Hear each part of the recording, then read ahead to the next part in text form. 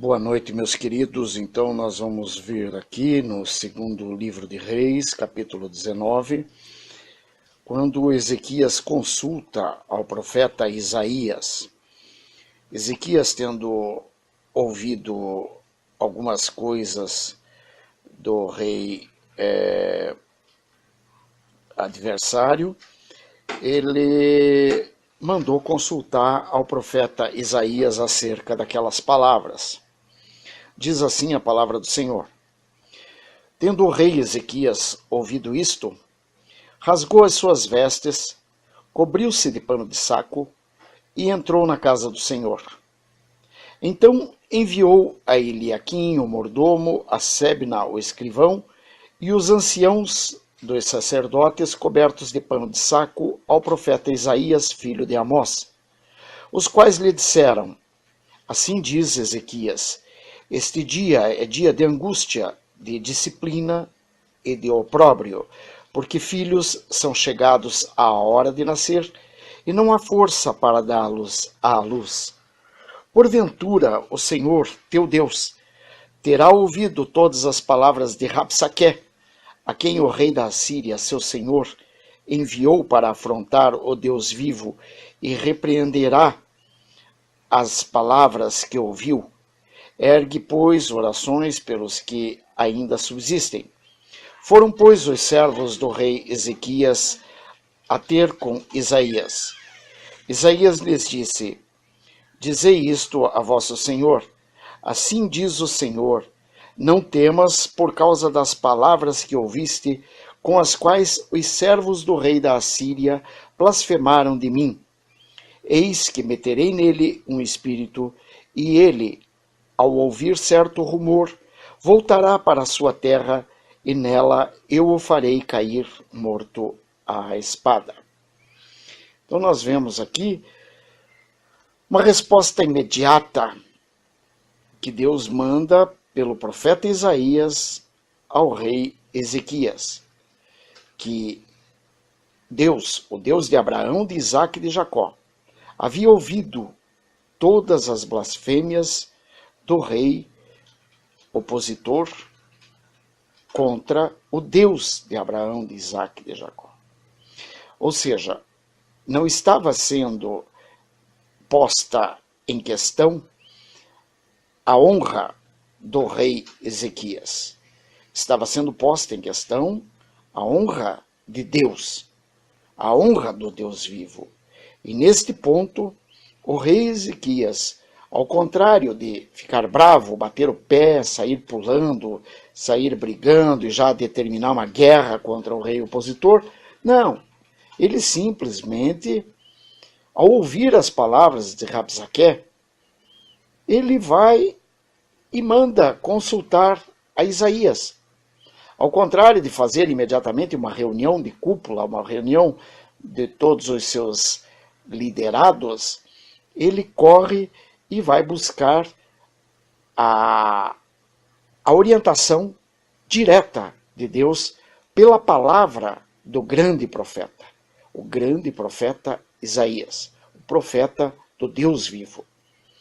Continua a palavra do Senhor, dizendo: Voltou, pois, Rabsaqué e encontrou o rei da Assíria, pelejando contra Libna, porque ouvira que o rei já havia se retirado de Lax. O rei ouviu que a respeito de Tiraca, rei da Etiópia, se dizia: Eis, saiu para guerrear contra ti. Assim tornou a enviar mensageiros a Ezequias, dizendo: Assim falareis a Ezequias, rei de Judá: Não te engane o teu Deus, em quem confias, dizendo: Jerusalém não será entregue nas mãos do rei da Síria. Já tens ouvido o que fizeram os reis da Síria a todas as terras, como as destruíram totalmente, e crês tu que te livrarias? Porventura os deuses das nações livraram os povos que meus pais destruíram, Gozã, Arã e Rezefe, e os filhos de Éden que estavam em Telassar? Onde está o rei de Ramate, e o rei de Arpade, e o rei das cidades de Sefarvaim, de Ena e de Iva. Então nós vemos que o rei da Assíria, muito bravo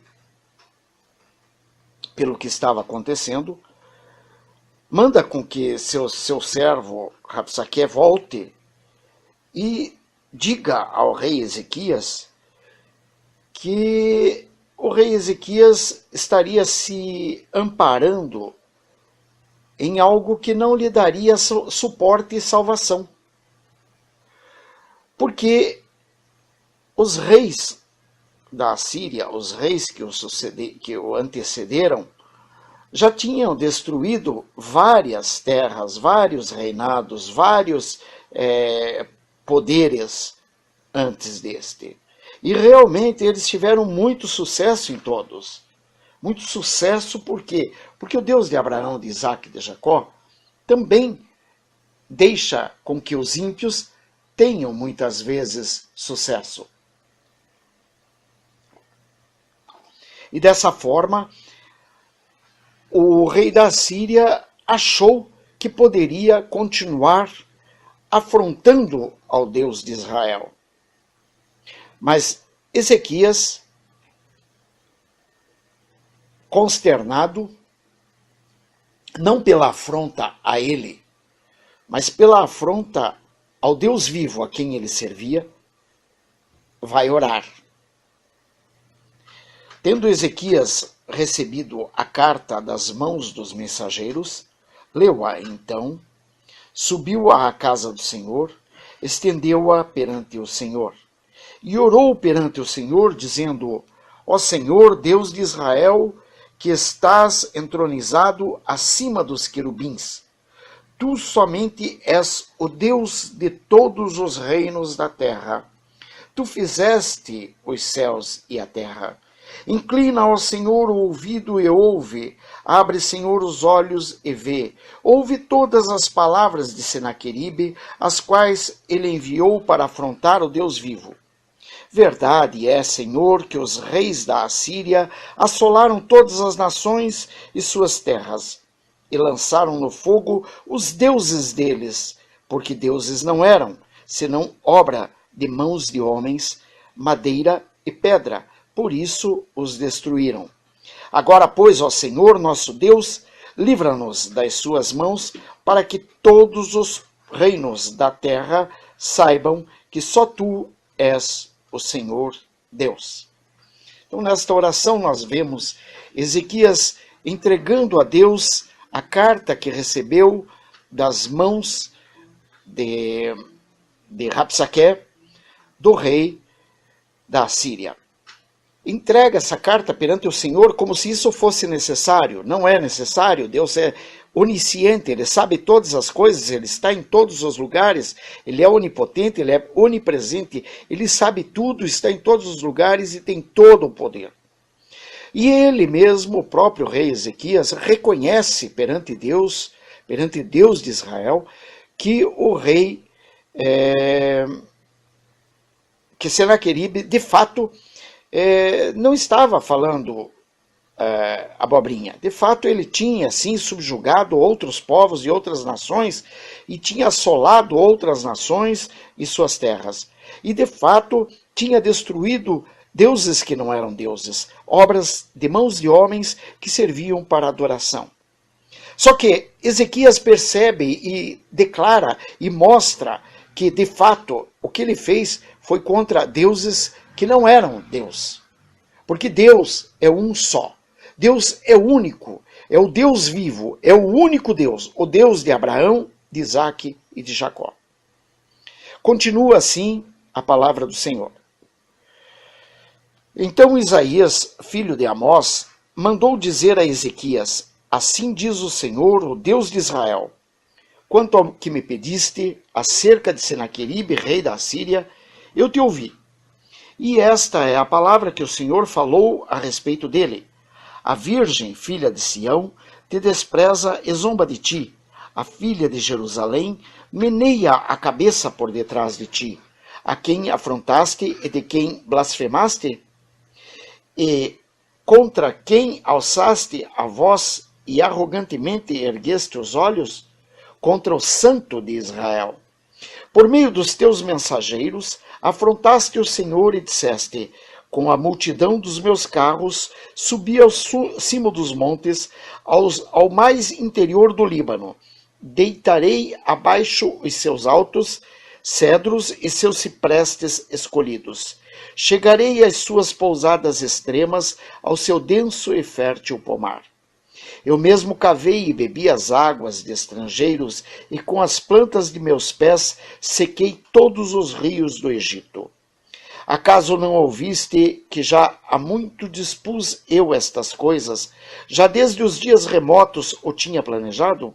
Agora, porém, as faço executar, e eu quis que tu reduzisses a montões de ruínas as cidades fortificadas. Por isso, os seus moradores debilitados andaram cheios de temor e envergonhados. Tornaram-se como a erva do campo e a erva verde, e o capim dos telhados, e o cereal queimado antes de amadurecer. Mas eu conheço o teu assentar e o teu sair, e o teu entrar e o teu furor contra mim. Por causa do teu furor contra mim, e porque a tua arrogância subiu até os meus ouvidos, eis que porei o meu anzol no teu nariz e o meu freio na tua boca, e te farei voltar pelo caminho por onde vieste. Isto te será por sinal. Este ano se comerá o que espontaneamente nascer, e no segundo ano o que daí proceder. No terceiro ano, porém, semeai e colhei, e plantai vinhas, e comei os seus frutos. O que escapou da casa de Judá e ficou de resto, tornará a lançar raízes para baixo e dará frutos para cima. Porque de Jerusalém sairá o restante, e do monte Sião o que escapou. O zelo do Senhor fará isso. Pelo que assim diz o Senhor acerca do rei da Síria: não entrará nesta cidade, nem lançará nela flecha alguma. Não virá perante ela com escudo, nem há de levantar tranqueiras contra ela. Pelo caminho por onde vier, por esse voltará. Mas nesta cidade não entrará, diz o Senhor, porque eu defenderei esta cidade para a livrar, por amor de mim e por amor de meu servo Davi. Nós vemos aqui o profeta Isaías confortando Ezequias. O profeta Isaías diz a Ezequias e lembra a Ezequias tudo o que Deus já havia feito pelo povo de Israel. Ou seja, pelo povo escolhido, que Deus já havia aberto o mar, que Deus já havia dado o maná, que Deus já havia secado rios, que Deus já havia fortalecido mãos de outros povos, e inclusive que Deus havia permitido a Senaqueribe ter devastado o que devastou, ter destruído o que destruiu. Senaqueribe não fez nada que não tivesse sido autorizado por Deus, porque em tudo, com tudo e por tudo temos que ter a autorização de Deus. Caso contrário, nada se fará. Então nós vemos o profeta Isaías confortando Ezequias. E vemos em seguida que o próprio Senaqueribe estava com suas forças prontas para atacar. Mas ele não entraria na cidade. E ele não sabia que isso iria acontecer na mesma noite, naquele mesmo dia. Ou seja, muitas vezes a promessa vem, mas ela demora a ser cumprida. Outras vezes, porém, ela vem no mesmo momento em que há o cumprimento dessa promessa. Então, naquela mesma noite saiu o anjo do Senhor e feriu no arraial dos assírios 185.000. E quando se levantaram os restantes pela manhã, eis que todos estes eram cadáveres. Retirou-se, pois, Senaqueribe, rei da Assíria, e se foi. Voltou e ficou em Nínive. Sucedeu que, estando ele a adorar na casa de Nisroch, seu deus, Adrameleque e Sarezer, seus filhos, o feriram à espada e fugiram para a terra de Ararat.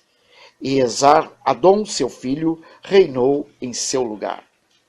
Então nós vemos a destruição do exército dos assírios. Nós vemos quão rápido Deus agiu. Mandou com que um de seus anjos descesse e fizesse uma limpa, matando a 185 mil homens armados, prontos para a guerra.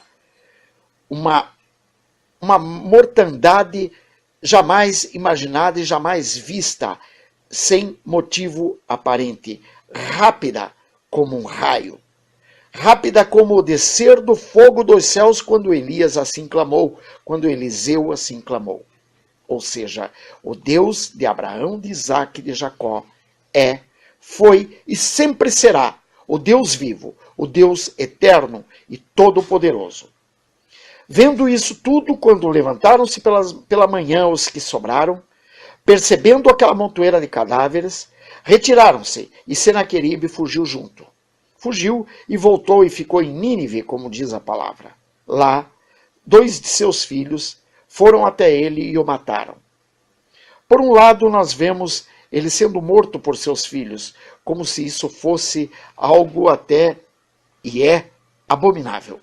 Porém, nós vemos uma correlação interessante. Antes dos filhos dele serem abomináveis a ele fora abominável ao Deus de Abraão, de Isaque e de Jacó, ao Deus que, ainda que ele não cresce nesse Deus, ainda que ele não aceitando esse Deus como seu Deus, foi o Deus que deu a vida a ele, o Deus que tem o poder da vida dele, o Deus que pode fazer viver ou fazer morrer, o Deus que pode, além de fazer morrer, lançar a alma no fundo do inferno, ou seja, o Deus que é sobre todas as coisas, o Deus que é eterno e todo-poderoso. Esta palavra vem bem a propósito de muitas das coisas que a gente tem passado e que a gente tem visto acontecer à nossa volta, quando nós ousamos levantar a voz a favor da palavra de Deus, das orientações éticas e morais que Deus nos tem posto ao coração. Eu não estou aqui falando de um Deus que está despreocupado com a nossa nação. Eu estou falando de um Deus que está muito preocupado com tudo que está acontecendo. Vejam vocês o que está sendo determinado por toda essa esquerda no nosso país. Eles querem casamento de homem com homem, mulher com mulher. Por quê? Porque não rende fruto, porque não dá filho. Não dando filho, a sociedade se degringola. Sobram, porém, o quê? Sobram, porém, eles que querem uma sociedade nesses moldes, uma sociedade onde eles sejam os poderosos das nações, onde o Deus de Abraão, de Isaque e de Jacó não tenha poder sobre eles, que é uma ilusão, porque o Deus de Abraão, de Isaque e de Jacó vence qualquer batalha. Não há um poder que seja maior que ele, não há nada que possa afrontá-lo. Mas eles não sabem disso, eles sabem disso, mas eles não admitem isso. Eles acham ainda que os seus deuses, aqueles deuses feitos de mãos de homens, que são deuses de pedra, deuses de madeira, deuses de vidro, possam fazer alguma coisa por eles. Eu clamo aqui a todos os irmãos e amigos que, ao ouvirem essa palavra, meditem em tudo o que está acontecendo, para que possam escolher a quem servir. Eu, de minha parte, sirvo ao Deus de Israel, ao Deus de Abraão, de Isaque e de Jacó. Aqueles, porém, que não quiserem, que façam o que quiserem, que sintam-se à vontade. A minha obrigação é transferir o conhecimento que Deus me dá. E em nome de Jesus, isto faço. Que Deus os abençoe, proteja e guarde. para sua meditação, a leitura foi do segundo livro de Reis, capítulo 19. Um grande abraço a todos.